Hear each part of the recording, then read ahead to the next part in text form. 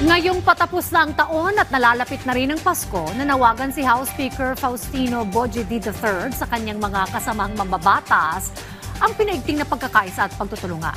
May paraan niya maihatid sa publiko ang kinakailang reforma at manumbalik ang tiwala ng mga Pilipino. Yan ang ulat ni Mela Las Moras.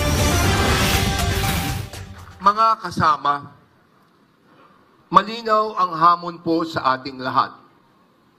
Magkaisa at magtulungan. Isang tabi ang pangsariling interes para sa kapakanan ng mamamayang Pilipino. Kung may panahon mang hinihingi ang pagkakaisa, iyon ay ngayon na.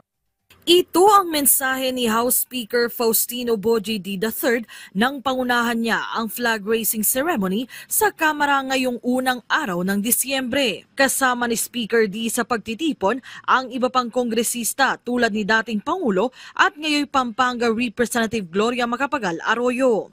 Ayon kay Speaker D, ngayon higit kailanman kailangan ng pagkakaisa ng mga mambabatas para epektibong matugunan ang iba't ibang hamon sa bansa. Sa tulong at gabay ng ating mahal na Panginoong, kayang-kaya nating abutin ang hinahangad nating pagbabago.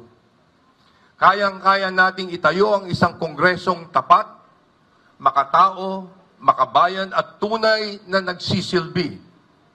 Kayang-kaya nating maging instrumento ng pagkakaisa sa paghilom ng ating bayan. Kabilang sa mga isyong kinaharap ngayon ng Kamara ay ang pagkakadawit ng ilang kongresista sa maanomaliang flood control projects. May umuugong din na umano'y pagpapalit ng liderato sa mababang kapulungan pero itinanggi na ito ng ilang mambabatas. Hinihikayat ko kayo, huwag nating hayaang maapektuhan tayo ng mga naririnig o nababasa natin sa social media.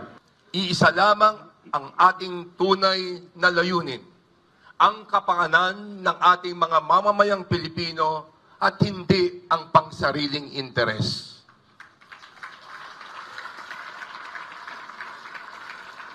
Ipapasa natin ang mga batas na makakatulong sa ating mga nasasakupan at maglilingkod ng may dangal, prinsipyo at paninindigan. Ngayong nalalapit na ang Pasko, hinimok ni Speaker D ang bawat isa na magpakatatag, magsilbing liwanag at maging tulay ng pagkakasundo at pag-asa. Mela Las Moras para sa Pambansang TV sa Bagong Pilipinas.